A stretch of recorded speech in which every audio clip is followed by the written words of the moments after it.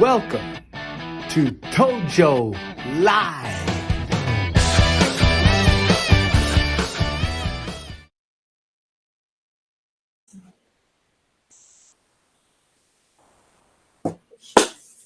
Hey guys, we are glad to be here with you on another episode of ToJo Live.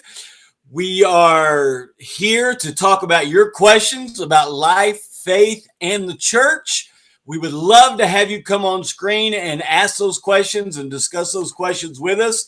You can come on screen by copying and pasting the link that Tammy will eventually put in the chat box. You know me well. And you'll be able to come on and talk with us and discuss those things. If you're more comfortable just putting it in the chat box, feel free to do that as well. That is perfectly fine.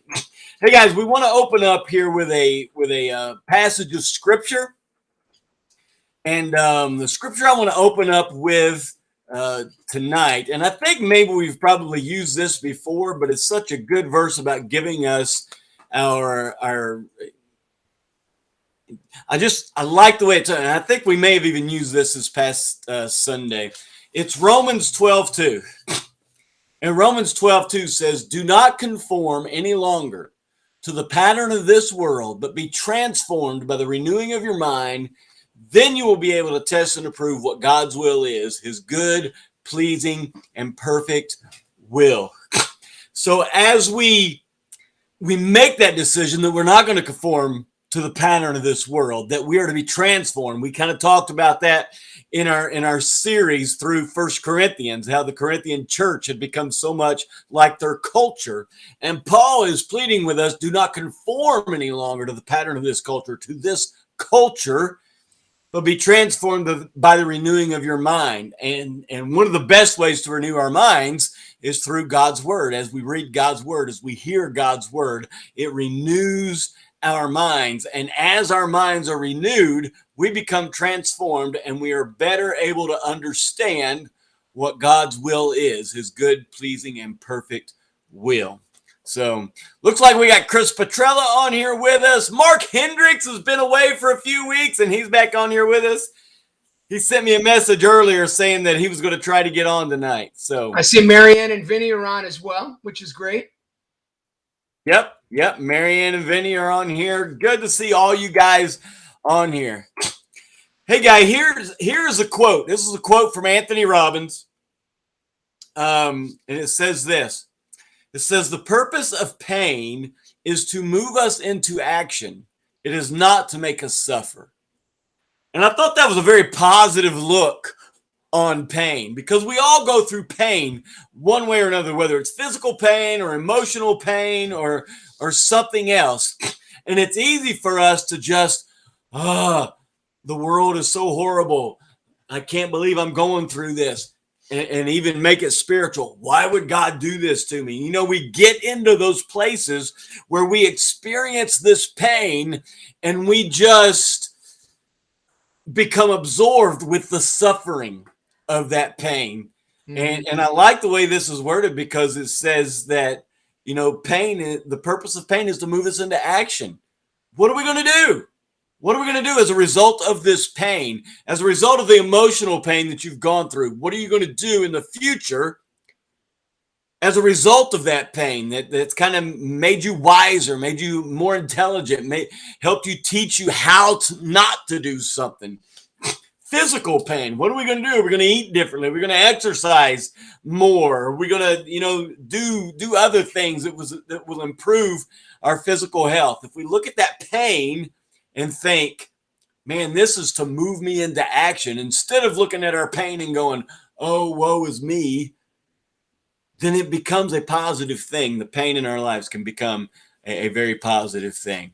Joe, how are you this evening, my friend? Brother, I'm great, and it's good to be here. It's always good to be here, and I'm so glad that Mark and Marianne and Lois and Paulie are on already, and Chris is on as well.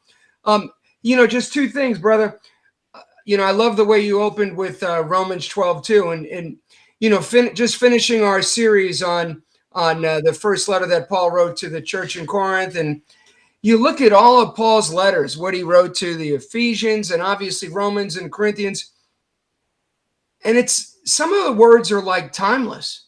I mean, he could be speaking to us today. Do not conform to the patterns of this world. I mean, not only to us as a world, but us in our country. I mean, we just went through our series. It was a divisive people. There was immorality. They were suing each other. They were arguing about everything. It was a mess. Mm-hmm. And you know what? That was 2,000 years ago. Yeah. I guess some things never change, but that's true. Anyway, brother, it just as you were going through that, I just realized I've been in the city the last couple days for some business meetings, and on my phone I have this app, or everyone has an app where there's some kind of an emergency. Your phone starts beeping, and 2 days in a row, the first day someone blew up a manhole cover in Times Square, and that's where we were in a building. And that blew up. And then yesterday there were shootings and it, in a subway down in Brooklyn. And it just occurred to me that, things are messed up at times. And then just to the quote, the other thing I want to mention, because it hit home for me about Tony Robbins' quote about pain. And it's been probably a constant in everyone's lives where they've gone through pain. And as you said, Tommy, it could be physical pain. It could be emotional pain. It could be financial pain. Yep. It could be relationship pain, which I guess falls into emotional. And I guess the one constant for me has been that God's always pulled me out stronger than I was before. Yeah. And when you're going through like let's just use a financial pain, and you wonder how you're going to make ends meet and how is this going to happen. And then when you come out of it and it all works out, the next time you have to go through it, you're like, you know what? I'm a little concerned over here, but God's got that. Mm-hmm. And that's what I would encourage everyone to do, is that when you're going through something and you can't handle it yourself, realize God doesn't want us to handle it ourselves. There you go. He wants it to bring it to him in prayer and in thanksgiving, knowing that, what's impossible to us is so very possible to God. Right. Absolutely. Absolutely. I love the fact that you said that. And it kind of ties in with what Mark says here. He says there are many people in the Bible that experience pain. Absolutely. We find it all throughout the Bible. Even the occurrence leading up to the birth of Jesus. You realize the emotional pain that both Mary and Joseph went through in regards to the circumstances surrounding this pregnancy and this birth. But think of the massive joy that was a result of that very occurrence. We're getting ready here in just a couple of days. It's going to be Good Friday, which is a remembrance of Jesus dying on the cross. And talk about somebody that went through pain. I mean, probably many of you have watched the Passion of the Christ. If you haven't, I would encourage you to watch it, but realize it can be tough to watch because the abuse is so explicit in this movie. And I've heard theologians say that probably even this movie did not do it full justice as to how bad it really was. The pain, the agony, the torture, the beating that Jesus went through. Yet look at the greatest thing that could ever happen in the world happened as a result. Our sins can be washed away through that sacrifice on the cross. Without a death, Jesus would not have been able to defeat death. So he went through what seemed like, and I guess was the worst event in human history, so that on that third day, he could bring about the greatest event in human history. It would have been real easy. And of course, I mean, Jesus was the Son of God. He knew his purpose and why he was here. But it could have been real easy when Jesus was praying in the Garden of Gethsemane, and he says, God, if there's any way this cup passed from me, it could have been real easy for Jesus just to go, poor little old me. Now, he's the Son of God. He wasn't going to do that. Yes, obviously, I get that. But realize us being in a position like that. It would be difficult not to think, why me? Why is this happening to me? But yet, it led to the greatest joy that could ever be experienced. So, I love it. I love it. Thank you, Joe, for pointing that out. Thank you, Mark, for mentioning that as well. It's just some good stuff. Mark Hendricks says, when we understand how much pain Jesus went through, that shows us just how much he loves us. Absolutely. It's the only thing that held him there. Roman soldiers were not strong enough to hold him there. Those nails were not strong enough to hold him there. The Jewish leaders were not strong enough to put him up on that cross. The only thing strong enough to hold Jesus on that cross was his love for you and me. It's amazing. Amen. No man but Jesus could have absorbed that pain ever. Here's the thing, though. People did. Now, they didn't have the weight of the sins of the world on their shoulders like Jesus did. In Jesus's case, it was more than just the pain of the nails and hanging on the cross. It was the pain and agony of the sins of the world that he took upon his shoulders. So in that regard, you're right. No other person could. But many people did suffer through crucifixion. Matter of fact, there were two right there with Jesus. Tommy, one thing, I love Chris's comment. And, one thing that was different between Jesus and every other, person that was crucified was it was willingly for Jesus. He was the Son of God. He could have came down from that cross. He could have stopped the whips hitting his back. But he willingly died for our sins. And others that were crucified either because they believed in Jesus or because they were just, whatever. The Romans or anyone just wanted to crucify them. They didn't have a choice. It wasn't willingly for them. And I'll tell you, if it was any of us and we had a choice, we wouldn't be crucified. I'll be the first to admit it. Yeah. I'd say I'll take the time in jail. Whatever. But it's amazing. Chris, good point, man. Real point. Good point. Yep. Absolutely. Absolutely. All right. Are we ready for our trivia? 6:14. Let me get the Jeopardy music going. Hold on a second. Where's the thing? Oh, yeah. You going to give us an update on the scores? Where's the question? I don't have it for you. Oh, you slacker. Now how am I supposed to know? You sent me away from home. What? You sent me away from home. I did. It was an awesome attempt, though. Okay. We have two-time winner, Chris Petrella, that had 7, and now he has 0. We have starting on round 3. Round 3. That's right. That's right. Marianne is a one-time winner, Marianne and Penny, and they're starting over. They don't have anything either. Right now, the 4-1 runner is Chris Klingon with 4, Mark Hendricks with 3, Leo. I haven't seen Leo on there with 2, and DJ, Michael, Mark, Aura, and Christine have 1. Oh, and sorry, Karen has 2. I left Karen out.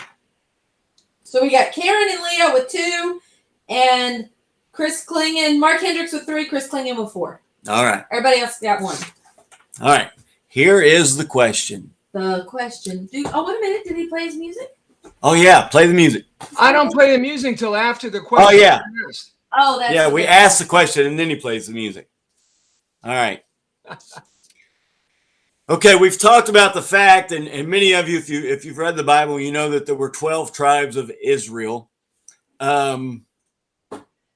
Which one of those tribes did the Apostle Paul belong to?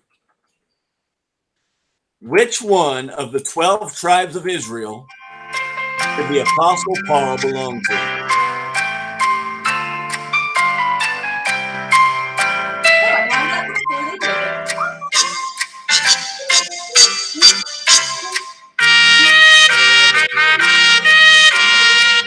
they don't shut us down because of this. I know, right? You know they do stupid stuff like that.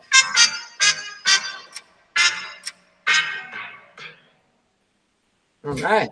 All right. We do not have an answer yet. So, oh, we do have an answer. Oh, Christine Gunchinen got the right answer. Woo! He belonged to the tribe of Benjamin. Christine. Matter of fact, we just looked at that in our small group, our Saturday morning small group. We were studying Romans chapter 11, and I think it's in verse 1 where he says specifically, "I'm from the tribe of Benjamin." So excellent job, Christine. Where does that put Christine? Has she got 2? 2? Yep. All right. Way to go, Christine. Hey guys, last time we talked, we got into a discussion about evolution and the difference between macroevolution and microevolution. And microevolution can be observed. Chris Petrella got the right answer, but Christine got it first. Woohoo! So sorry, Chris. Oh, look. Christine is woohooing. Yep. Okay. So we talked about how microevolution can be observed. It can be studied. They can look at it and scientifically say microevolution is true. You can't argue with that. It's been observed. Macroevolution is a theory based on some of the observations of microevolution. And the only problem with that is that sometimes we are led to believe that macroevolution is not just a theory, that it is fact. And that is not necessarily true. Even from, let's just put theology to the side for just a second. Looking at it purely scientifically, we cannot say that macroevolution is true. We can say that it's a theory, okay? And an educated theory. It's not just a theory that they pulled out from somewhere. It's actually based on observable science. The theory is based on observable science. The observable science that it's based on is macro or microevolution. Some people call natural selection or adaptation. It's been observed with moths. It's been observed with finches, different kinds of fish. It's been observed. They've seen that. But what has never been observed is macro evolution. And that's not where different characteristics of a fish evolves over a period of time to adapt to its environment. That's micro. Macro is where a fish would change into a completely different animal. We can't say that has happened definitely. Some scientists theorize that that's the way it happened based on what they've observed, but they cannot say for a fact that is the way it's happened. And sometimes we're led to believe that macroevolution is a fact. In our discussion that we had last time, somebody sent us a question asking about some of the fossil fuels. Or not fossil fuels. Fossil fuels. That's a whole different stuff. Some of the fossil discoveries that they've looked at, and they go, "Ooh, look at this! It's obviously macroevolution." Well, let's look at that a little bit. I've got a couple of videos that I want to show. One of them deals specifically with some of these fossils and the discoveries that have taken place that some scientists base the theory of evolution on. Now, I think this whole video is like 12 minutes long. We're not going to watch the whole thing, but we're going to watch probably about half of it, about 6 minutes or so, because it talks specifically about the fossils. All right. Listen, before we get into this, it's got a lot of scientific language. If you want to get a dictionary out and look all that stuff up, you can. But I think you'll get the concept that he's talking about, and we'll talk a little bit about it after the video is over. All right, let's roll it. All right. Joe, I am muting you, just so you know. And Tommy, I will mute you once we get the video up. I want to double check that I'm getting the right one. Is this the one right here? This is fossil evidence for human. Yes. All right, here we go.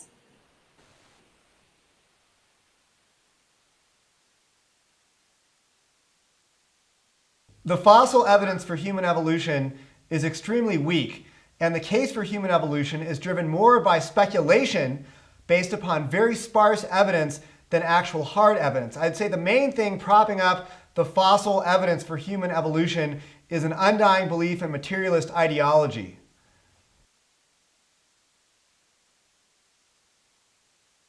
So when you go to a museum or you read some National Geographic article that contains some artist depiction of a hominid species, you need to understand that they're constantly trying to make the ape-like species look more like humans and the human-like species look more like apes. And this is pure imagination and speculation. It's not based upon hard evidence.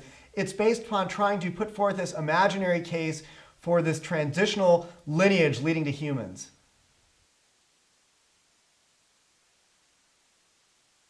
In the popular mind, Neanderthals are often thought of as being very brutish and primitive. But the reality is that they have been discovered with signs of high intelligence, including art and culture.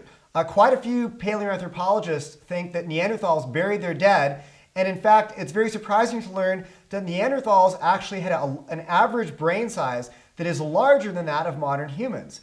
So there are many paleoanthropologists who believe that Neanderthals were highly intelligent.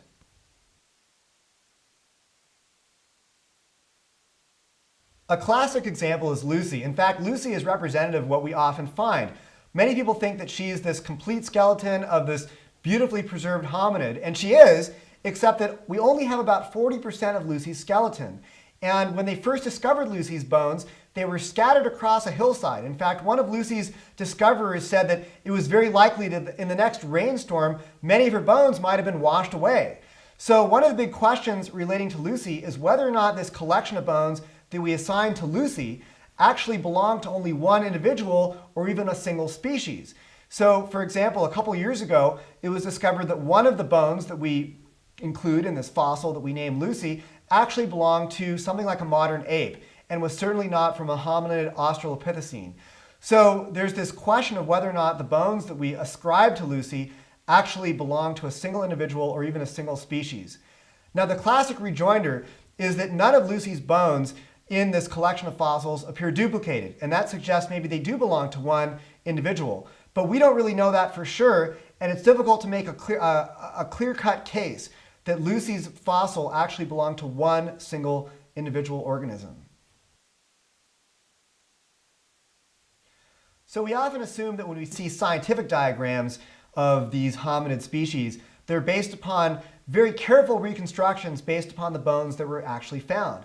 But the bones that were originally found were often not in very good condition. For example, Lucy's pelvis, when it was initially discovered, was described as being badly crushed and having distortion and cracking. Now, of course, then the scientists come back to the lab and they reconstruct it and reinterpret it, but that interpretation is being guided by their evolutionary paradigm, which says that humans evolved from ape-like species.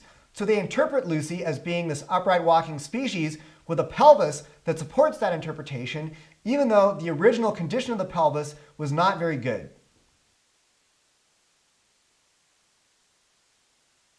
So Artie is another good example of a hominid fossil that needed extensive reconstruction because its initial condition was very poor. When Artie's fossil was first discovered, reports said that it was initially soft or crushed or squished or chalky. Another report said it was nearly crushed to smithereens and needed extensive digital reconstruction. In fact, one report said that Artie's pelvis, which is of course a very important bone for determining whether Artie walked upright, was initially like an Irish stew. Of course, that does not inspire a lot of confidence about whether or not these fossil bones were actually in the condition we see in the scientific papers that depict Artie as walking upright.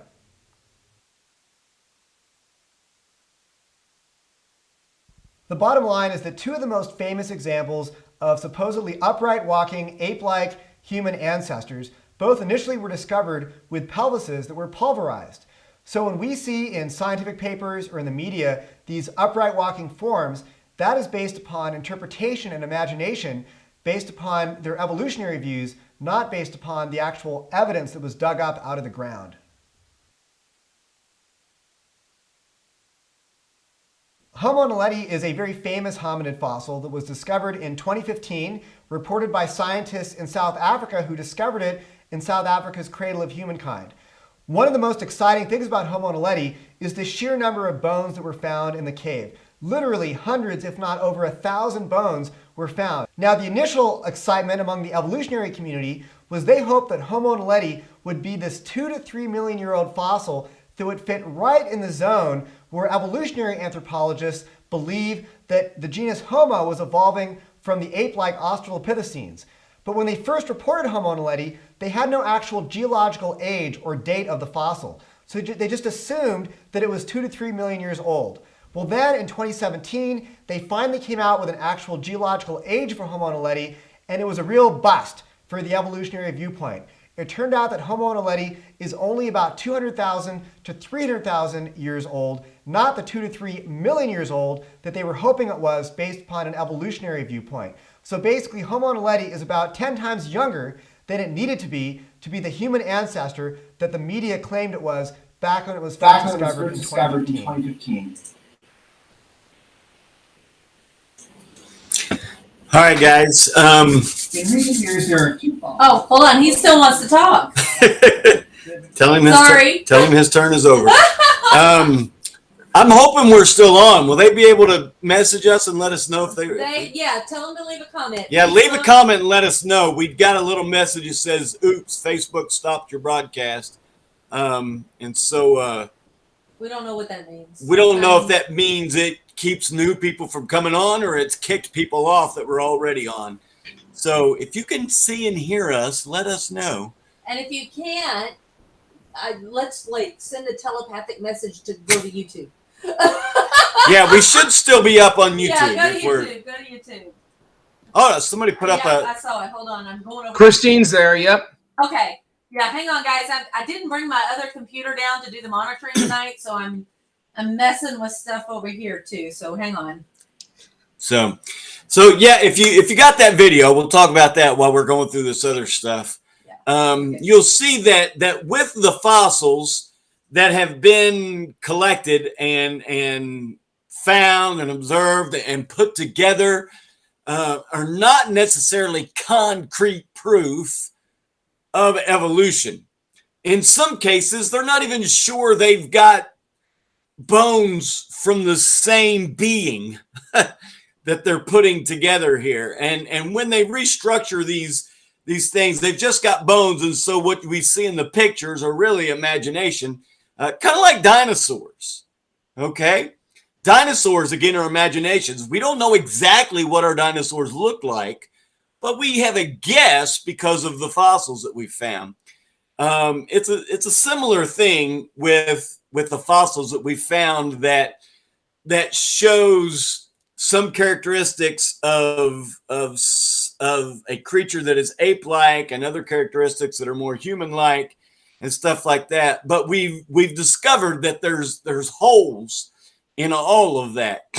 And so, again, there's enough to have a theory from a scientific point of view, but there's not enough to say this is definitely the way it happened.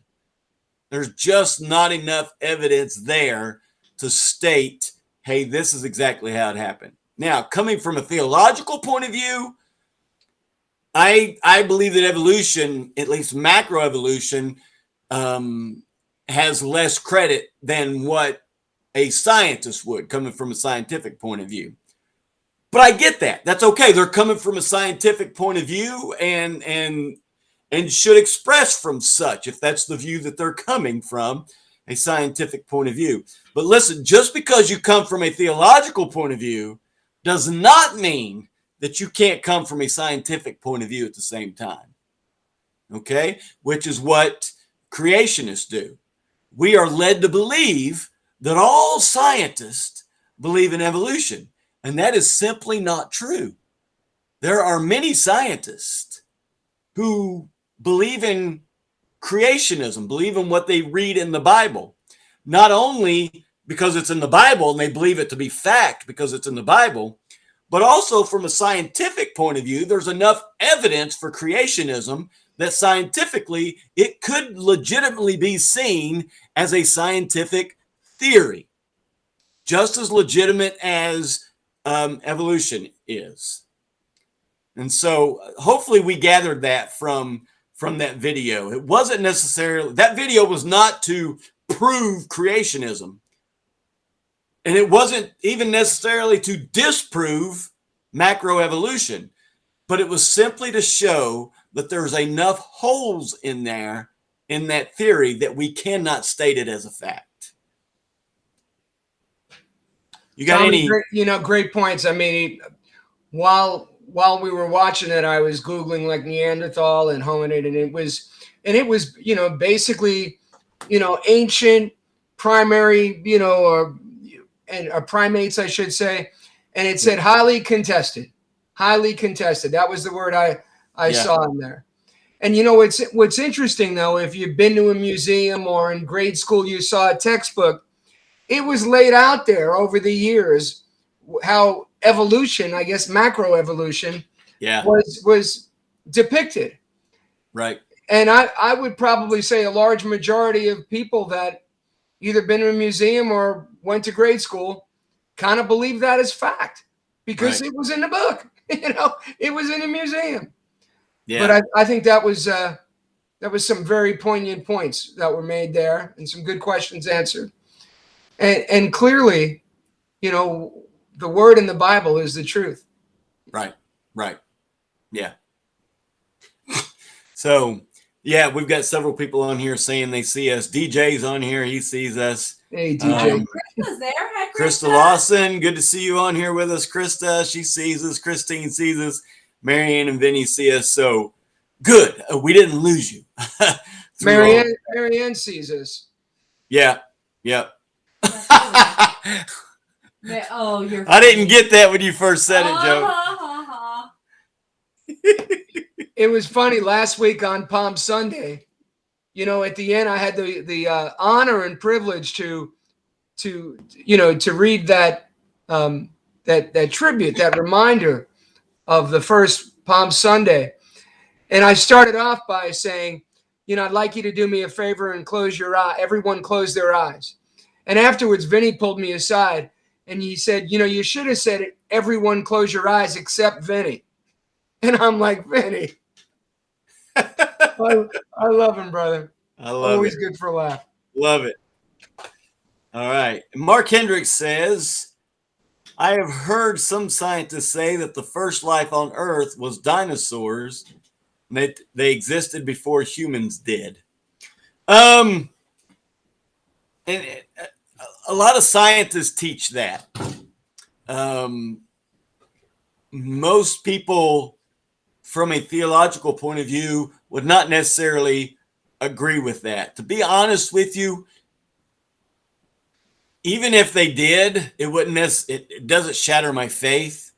But there is some biblical evidence that the dinosaurs existed during the same time as humans. There is a mention of a Bohemian in the book of Job that could possibly be defined as something like a dinosaur. Okay.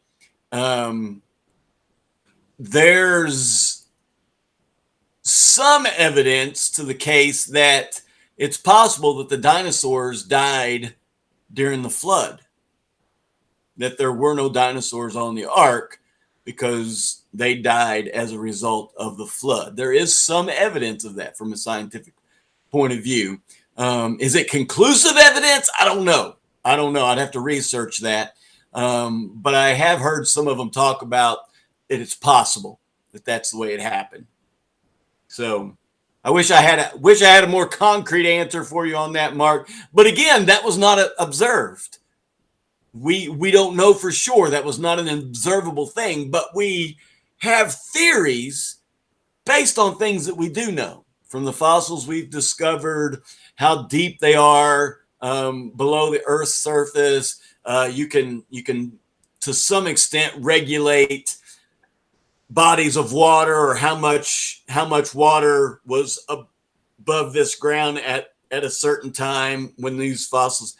Scientists can estimate that type of stuff, and as a result of that, there's some evidence that it's possible that the dinosaurs died as a result of the flood. So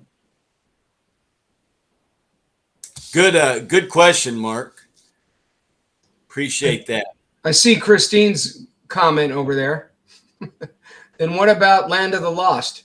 About Land of the Lost, is that a movie? I think it was a show about dinosaurs and people in the same era. I think people got transformed back in time. Yeah, I was going to say, I know what dinosaurs look like. I saw it on Jurassic Park. You know? There you go.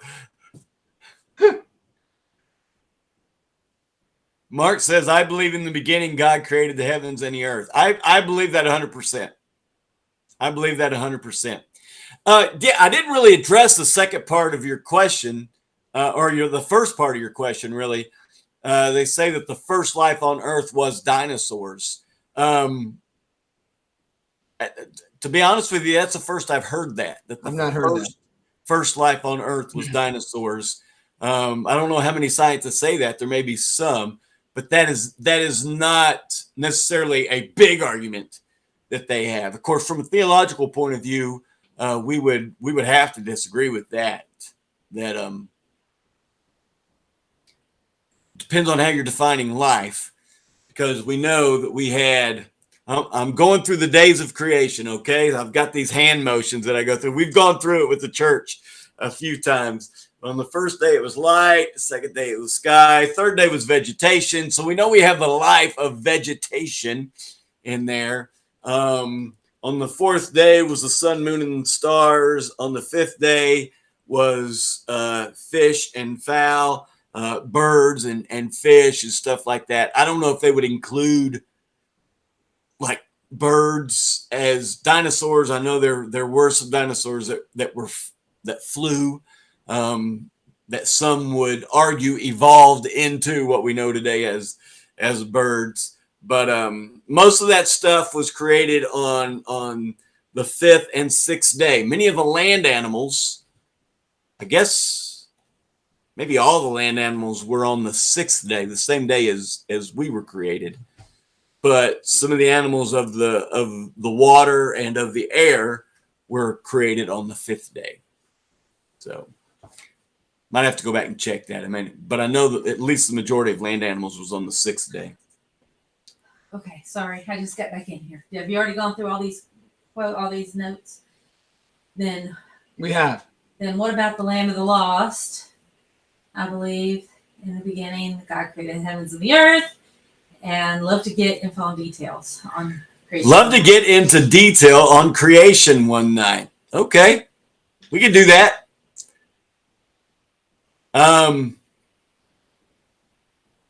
Let me look into that. We may be able to get somebody that could speak more on that kind of specializes in that more so than Joe and I do.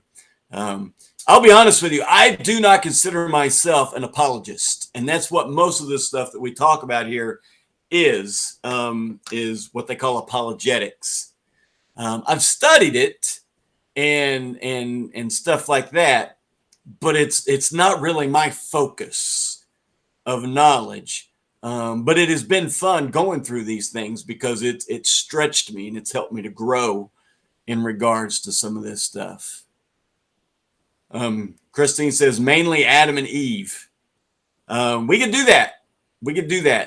Let me look into that. Might be something we could do next week, or maybe if we can get somebody that specializes in that type of stuff, then we may have them on here and have them talk with all of us about some of this and just kind of do like an interview thing.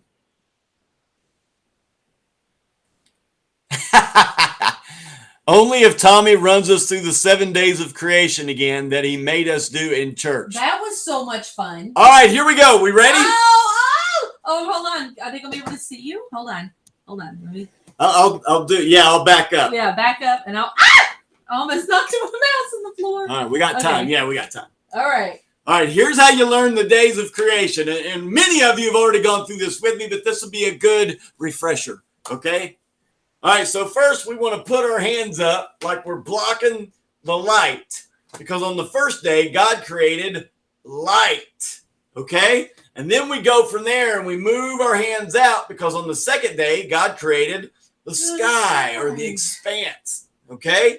So on the first day, God created light. On the second day, he created sky. On the third day, you bring your fingers down low and you wiggle them, because on the third day, God created vegetation, all the grass and the plants and the trees and stuff like that. All right?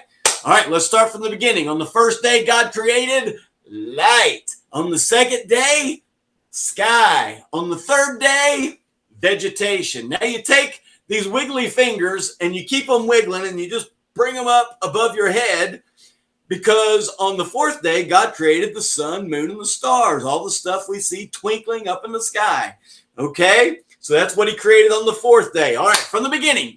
On the first day, God created light. On the second day, sky. On the third day, vegetation. On the fourth day, sun, moon, and stars. And on the fifth day, you bring your arms out like this and just kind of flap them and do your lips like this.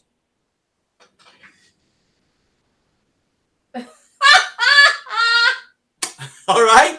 Because on the fifth day, God created fish and fowl, or fish and birds. All right? That's always my favorite. I love doing that one.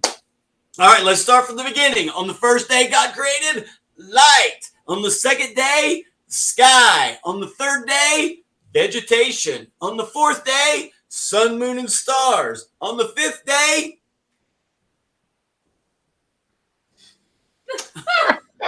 fish and fowl. Oh, wow. All right. Now you bring your hands on down, and on one hand you hold up 4 fingers. On the other hand you hold up 2 fingers, because on the 6th day God created 4-legged animals and 2-legged people. Don't get those confused. Okay? The land animals, those animals that were on the land, and people he created on the 6th day. Okay? All right. Let's go through it. On the first day, God created light. On the second day, sky. On the third day, vegetation. On the fourth day, sun, moon, and stars. On the fifth day, fish and fowl. On the 6th day, 4-legged animals and 2-legged people. Now, for the 7th day, which is the final day, I want you to take your hands and just put them behind your head and relax, because on the 7th day, God rested. All right, one more time. Let's go through it. On the first day, God created light. On the second day, sky. On the third day, vegetation. On the fourth day, sun, moon, and stars. On the 6th day, or on the 5th day, I'm sorry, I jumped ahead. On the 5th day, fish and fowl. On the 6th day, 4-legged animals, 2-legged people. And on the 7th day, he rested. All right. Yeah, brother. Good job. Now, Chris, you were supposed to do that with us. I hope you were doing it too, okay? Ooh, that's a good question. That is a good question. And in the description of the Bible, the light was separate from what is produced by the sun. For instance, when we get to heaven, there will be no sun, moon, and stars, but there will be light. Okay? And so even though when we think of light, we think of the sun. When we think of the dimmer light at night, we think of the moon and stuff like that. But there was a light of creation before the sun, moon, and the stars. So great question, though. Great question on that. God was the light of the world. There you Right? go. There you go. He is the light of the world. Did he do it? He said, woohoo, loved it. Oh, yeah, scoot yourself back in. Don't go too far. Got my wires. Yeah, Chris said he did it. I hope the rest of you did it. And listen, it's a great way to learn the days of creation. Now, you think of that and you think, oh, did you learn that in Sunday school? Nope, didn't learn it in Sunday school. Oh, you learned it at church camp? Nope, didn't learn it at church camp. Where'd you learn it? I learned it my freshman year of college from my Old Testament professor. That's where I learned that. That is exactly where we So that is college level work right there, ladies and There gentlemen. you go. That is great. But I never forgot it. I never forgot it. And I have used that. I've taught it in Sunday school. I've taught little kids that. I've used it at church camp and taught teenagers that. I use it in church and I teach adults that. I don't care how old you are. If something helps you to learn something, you use it, right?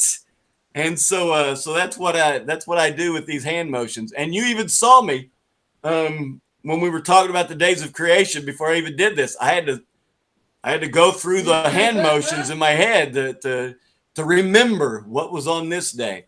So if you're ever walking through Walmart, somebody out of the blue just comes up to you and they go, you know what? I've been racking my brain and I can't find the answer. Can you please tell me, what did God create on the third day? And you're going to stand there in front of them and you're going to go, vegetation. They're going to think you're nuts, but you're going to give them the right answer. So good stuff. Hey, I do have another video, and I know we're running out of time here, but I wanted to play. It's about a 6-minute video as well, but it's about this evolution thing and kind of the debate between creationism and evolution. And I think this is Ray Comfort. I'm not sure, but I think it's Ray Comfort that's actually interviewing college students and college professors. Let's show that video. You're an atheist? I am definitely an atheist, yes. Now, why are you an atheist? Why am I an atheist? Because there is no God. Atheism assumes that you can disprove the existence of a God, but I'm an atheist. What Darwin showed in his work on evolution and natural selection is that we don't need to invoke any supernatural force or power to account for the development of life through time on Earth. The ongoing processes that are observable in today's world. The canine kind, the coyote, and the domestic dog, and there's the feline kind, which is the cats, the tiger and the kitten, and you've got humankind. So Darwin said there'd be a change of kinds over many years. So could you give me one example of observable evidence of a change of kinds? So, for instance, the fossil record shows the common ancestors of all carnivores, that cats and dogs were once linked, once united by a common ancestor. How long ago? This, I believe, was like 60 million years ago. The scientific method must be observable and repeatable. So could you give me one piece of observable evidence for Darwinian evolution? Okay, I would point to, as one great example, is look at the genetics of the stickleback. What's that? So stickleback fish are a very interesting collection of species that were recently isolated after the end of the Ice Age. What did they become? They're various species of sticklebacks. They stayed as fish. Well, of course, human beings are still fish. Human beings are fish? Why, yes, of course they are. Could you give me an example of Darwinian evolution, not adaptation or speciation, but a change of kinds? These are changes of kinds. They're still fish. They're distinctly different fish. We have thousands of examples. Can you give me one? I can give you thousands. Just one. For instance, I would say look at Lenski's experiments with bacteria then. So what did the bacteria become? The bacteria are still bacteria, of course. That's not Darwinian evolution. That's not a change of kinds, is it? It is a change. It is a change in the genetic makeup of the bacteria, which They're is still bacteria. So what did the bacteria become? A new kind of bacterium. So it's still bacteria. There's no change of kinds. To summarize, the observable evidence that you give me for Darwinian evolution is bacteria becoming bacteria. No, it is bacteria acquiring new metabolic capabilities. You said before that There is lots of evidence for evolution. I just want one observable evidence for Darwinian evolution. No, just one. But I gave you some. You don't want. Not some. I want one. Wait, you don't want that. I want one. Yes, I do. I'm pleading with people. You asked me to tell you. You asked me to tell you when I've watched one species evolve into another. Isn't that right? No, one kind into another. There's 14 different definitions of species. So I want a change of kind. When you're talking about kinds or change in families, you're actually talking about macroevolution. You're talking about changes on the level that separate, say, cats from dogs. So could you give me any examples of Darwinian evolution? Well, when you say examples of that, then you have to sort of look at over a longer time frame. When you say change of kinds, you mean the evolution of one species from another or to another? Yes, we have that in action, actually, in the Galapagos. Could you give me one instance? Yes, we have an example from a group of birds called Darwin's finches. What do the finches become? They become genetically new and anatomically new, recognizably different species. So they're still finches? Well, of course, they're still finches, yes. So they're not there's no change of kind. Darwin spoke of a change of kind. Can you think of any observable evidence for Darwinian evolution where there's a change of kind? Change of kind. Change of kind. I'm gonna have to think about that one a little longer. You give me anything that I can see, observe, and test, which is the scientific method for Darwinian evolution, a change of kinds. Test and observe.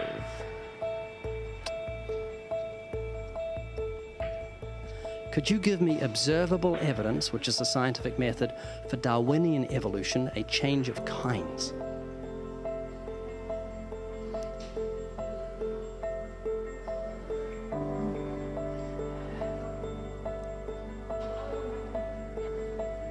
Okay, I gotta think about it.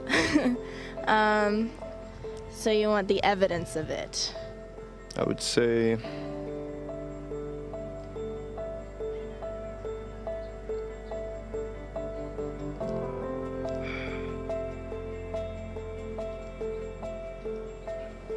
I cannot, I think.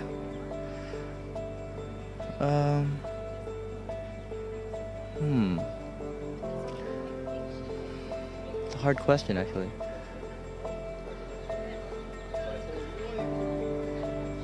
Mitochondrial DNA.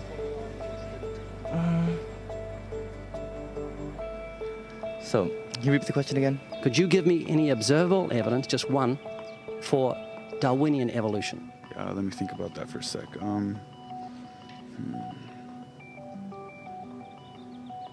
Observable evidence, something where we don't have to exercise faith. Something that can be observed, like the scientific process, observable. That's a good question. That one I'm not quite sure. So you can't think of any observable evidence for evolution? No. How do you know it's true?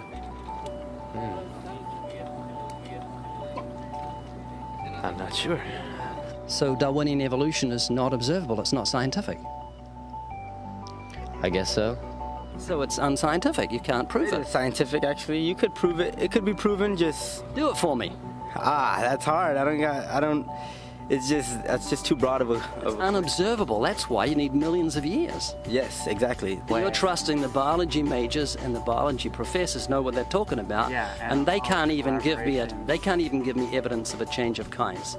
Well, then there isn't one. If they don't give it, then I wouldn't say there was. Yeah. I just go on what I've seen and what I've learned from class. So you believe? Yeah. You know what that's called? What? Blind faith. Blind faith.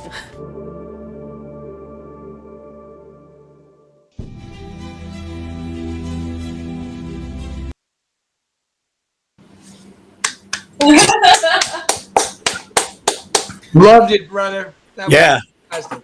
Yeah, it's good stuff. Good stuff. And listen, and I want you guys to hear my heart from this. I'm not putting down the scientific community.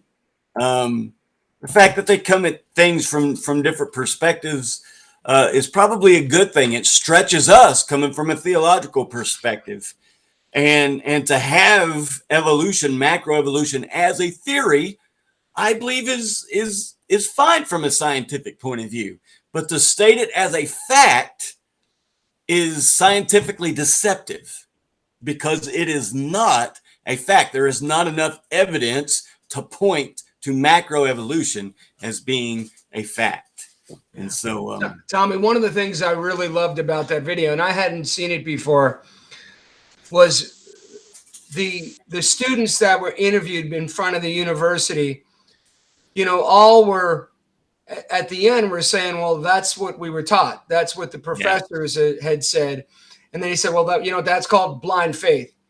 And that's so true in so many things in life is, you know, our children and young adults go into school and they're taught something these days probably more than ever, that aren't necessarily true, but they're perceived as the truth because someone of authority told them. Yep. And listen, that's where it becomes real important for parents and loved ones to share the word, because the word is the truth. Yeah. It's not blind faith. It's faith. Right. It's real. And listen, don't take mine and Joe's word for it. Don't put blind faith in us either.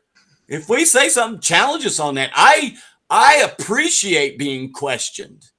Okay. Now, if you want to be mean about it, that's a different issue. But if you want to question me, I invite that. Okay. And then let's move forward together and in this journey of discovery.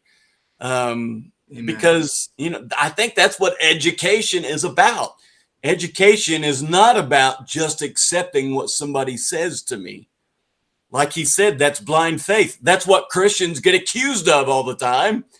And yet many scientists do the same thing. They just have this blind faith. It's a belief that doesn't necessarily have anything to base that on.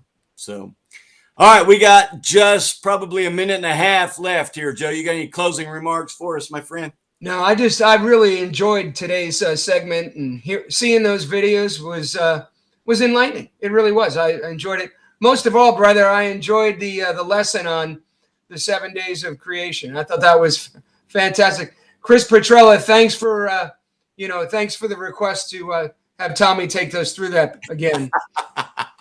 Hey, but I'm looking forward to this weekend. I mean, obviously it's Holy Week, and tomorrow night is we celebrate the Last Supper, and then obviously Friday we celebrate the darkest day in history. Yep.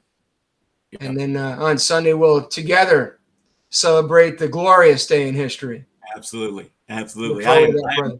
I am pumped for Sunday. And listen, we're kicking off a new series. It's just it's a short series, 3-part series, and it's simply Jesus. We're just going to be looking at Jesus. We're going to, throw off all the other peripheral stuff that oftentimes we get into, which is fine to get into. But we're just focusing in on Jesus for the next 3 weeks. It's going to lead us up to Mother's Day when we have a Mother's Day message. So listen, we're looking forward to that. Hope you're able to be there on Sunday to celebrate Easter with us. If you're able to get up early, we are having the Easter dawn service at Morgan Park at 7:00. Okay, I will be involved in that. I'm not bringing one of the messages, but I'm participating in that along with a whole lot of others. And so we invite you to that. But even if you don't come to that, we encourage you to. But even if you don't, you got to come on Sunday morning to church, either to the 9:00 or 11:00 service. If you're still not comfortable getting out, then we will be online. But if you're comfortable getting out, we encourage you to come down to the church building. We're going to have more people than usual, as we typically do on a Easter Sunday. And listen, we're just going to celebrate the resurrection. That should be the biggest celebration in the world. All right. All right. We love you guys. Good to see you on here, Tracy. Love you guys. I hope this has been beneficial for you. And we will look into doing a whole episode just on creation. All right. Love you guys. And we will see you on Easter Sunday.